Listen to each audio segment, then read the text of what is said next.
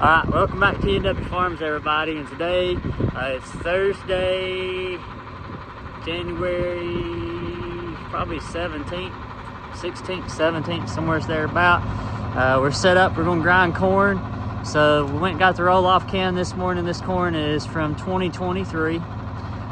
This corn here is heavy test weight corn. So we're going to grind.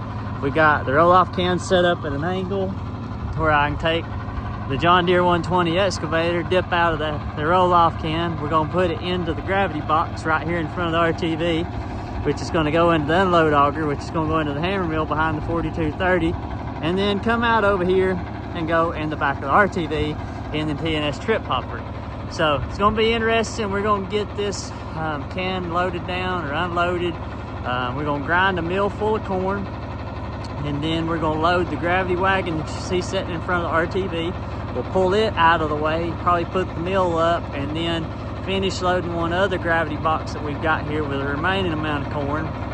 And then we are going to, if we need more cans or more gravity boxes, go down to where we have our corn harvest at and we plant our corn at, grab a couple more boxes, come back. Maybe by that time we'll have the can lowered down enough that we can get the Swinger 3000 rubber tired loader to go up in the back of the can and then unload out of the back of the can that way and put in the gravity box. So it's going to be interesting. Thanks for tuning in. Hope you're going to enjoy this video. I'm going to set you up on a tripod. We're going to get to work, grind some corn. So let's get after it.